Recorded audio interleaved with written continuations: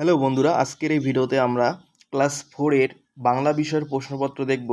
এটি দ্বিতীয় পর্যায়ক্রমিক মূল্যায়ন 2026 সালের দ্বিতীয় পরীক্ষার প্রশ্নপত্র।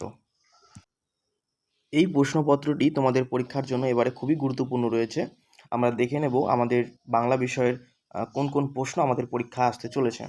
ঠিক আছে, এখানে দেখো কি লেখা আছে, দ্বিতীয় পর্যায়ক্রমিক মূল্যায়ন 2026। ঠিক আছে, শ্রেণী চতুর্থ, বিষয় বাংলা, পূর্ণমান 30। তোমরা সকলেই জানো তোমাদের 30-এর মধ্যে পরীক্ষা হবে এবং সময় দেওয়া হবে 60 মিনিট অর্থাৎ 1 ঘন্টা।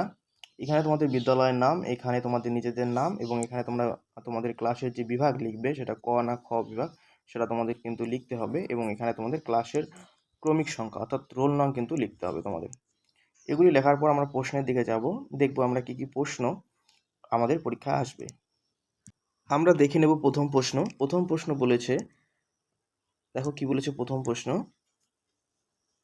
পাতাবাহার পাঠ্যপুস্তক থেকে সত্যি চাওয়া কবিতার প্রথম 4 লাইন কবির নাম সহ মুখস্থ লেখো। এখানে কিন্তু রয়েছে 4 নম্বর। দেখো আমরা সত্যি চাওয়া কবিতাটা কিভাবে লিখব এবং কবির নাম সহ আমরা কিভাবে এটাই পূরণ করব এবং এইটা তোমাদের লিখলে কিন্তু এখানে তোমাদের কিন্তু 4-এ 4 তোমরা পেয়ে যাবে, কেউ আটকাতে পারবে না। ঠিক আছে, দেখো আমরা এটা কীভাবে লিখব। তোমরা প্রথমে উপরে লিখবে সত্যি চাওয়া এবং কবির নাম লিখবে নরেশ গুহ। তারপর তোমরা 4 লাইন লিখবে, তোরা সত্যি যদি চাস, আরও সবুজ হবে ঘাস, আরও মিষ্টি হবে জল, আরও স্বাদের হবে ফল।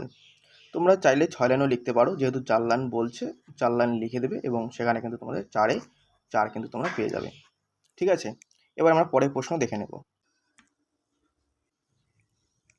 এবার দেখব আমরা 2-এর প্রশ্ন এবং উত্তরগুলি আমরা দেখে নেব। প্রথম প্রশ্ন বলেছে 2-এর, নিচের প্রশ্নগুলির একটি বাক্যে উত্তর দাও এবং এখানে রয়েছে 5 নম্বর। প্রথম প্রশ্ন বলেছে ক নম্বর প্রশ্ন, বালির দেশ কথাটির অর্থ কী?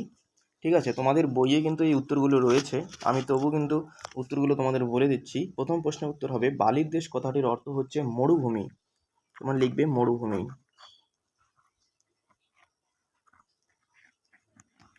ঠিক আছে, খ নম্বর, সওদাগর কোথায় পাড়ি দিতে চায়? ঠিক আছে, এটা তোমাদের সঠিক উত্তর হবে সাগর পাড়ি দিতে চায়। তোমরা লিখবে সাগর পাড়ি দিতে চায়। সাগর পাড়ি দিতে চায়। গ নম্বর প্রশ্ন, স্কট তৃতীয় অভিযান কত সালে শুরু করেন? এখানকার যেটা সঠিক উত্তর সেটি হবে 1910 সালে। 1910 সালে। ঠিক আছে, এবার দেখো ঘ নম্বর প্রশ্ন আমাদের কি আছে। ঘ নম্বর প্রশ্ন বলেছে ফেনসা ভাত কি? এখানকার যেটা সঠিক উত্তর হচ্ছে ফেন সমেত ভাত। ফেন সমেত ভাত। 15 নম্বর প্রশ্ন এবং আমাদের কিন্তু প্রতিটি প্রশ্নের মান কিন্তু 1 করে আছে। ঠিক আছে, খড়বায়ু বয়বেগে গানটির গীতিকার কে? এই গানটি কে লিখেছেন, গীতিকার কে করেছেন? এটা হবে আমাদের রবীন্দ্রনাথ ঠাকুর। রবীন্দ্রনাথ ঠাকুর। ঠিক আছে, 3-এর প্রশ্ন কি বলেছে দেখে নেই। আমাদের এখানে সন্ধি বিচ্ছেদ করতে বলেছে 3-এর প্রশ্নে। 3-এর দেখো কি বলেছে, সন্ধি বিচ্ছেদ করো এবং এখানে 4 নম্বর রয়েছে 4টা প্রশ্নের জন্য। প্রথম যেটা আছে স্বাধীনতা, এটাকে যদি আমরা সন্ধি বিচ্ছেদ করি সঠিক উত্তর হবে স দন্তস্বয় ব যোগ অধীনতা। অধীনতা। তারপরে যেটা আছে নয়ন, এটাকে যদি আমরা সন্ধি বিচ্ছেদ করি সঠিক উত্তর হবে নে যোগ অন, নয়ন। তারপরে দেখো দ্বীপ, এটাকে যদি আমরা সন্ধি বিচ্ছেদ করি দয় বয় হিসি যোগ ইপ হস্যই প ইপ। ব্যাকুল, এটাকে যদি আমরা সন্ধি বিচ্ছেদ করি এটা হবে বি যোগ আকুল। বি যোগ আকুল। ঠিক আছে, এবার আমরা 4-এর প্রশ্ন দেখব এবং এখানে কিন্তু ছিল কিন্তু তোমাদের 4 নম্বর। 4-এর প্রশ্ন আমরা দেখব। 4-এর প্রশ্নগুলি আমাদের বলেছে নিচের বন্ধনীর মধ্যে থেকে সঠিক শব্দ বেছে নিয়ে শূন্যস্থান পূরণ করো। এখান থেকে কিন্তু আমাদের বেছে নিয়ে লিখতে হবে। প্রথম প্রশ্ন যেটা আছে ক নম্বরটি, আমি ঠকঠক করে ড্যাশ হাঁটতে লাগলাম। এখানে যেটা সঠিক উত্তর হবে কাঁপতে কাঁপতে। এখানে আমরা লিখব কাঁপতে কাঁপতে। ঠিক আছে, আমরা এখানে কি লিখব? কাঁপতে কাঁপতে।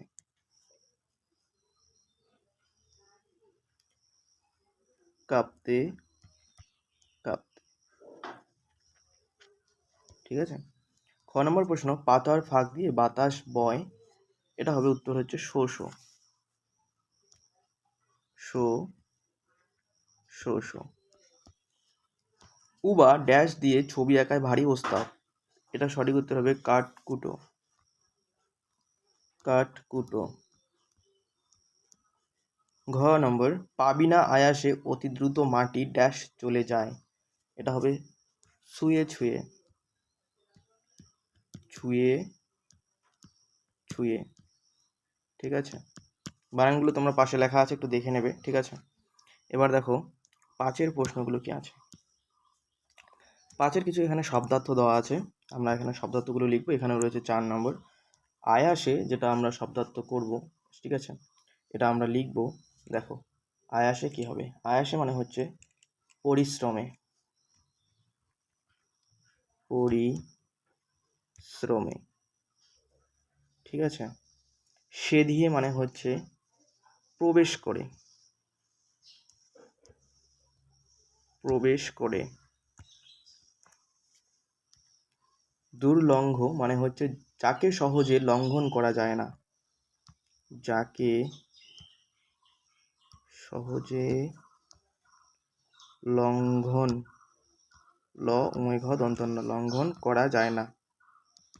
করা যায় না। তারপর দেখো সদাগন্ধ। সদাগন্ধ মানে হচ্ছে ভিজে মাটির গন্ধ। ভিজে মাটির গন্ধ। ঠিক আছে, এবার আমরা 6-এর প্রশ্নগুলো দেখব। 6-এ বলেছে বিপরীত শব্দ লেখো, এবং এখানে রয়েছে গরম। এটা তোমরা সকলেই পারবে। এটা হচ্ছে গরম হবে ঠান্ডা। ভয় হচ্ছে সাহস। ঠিক আছে, দুঃখ হচ্ছে সুখ।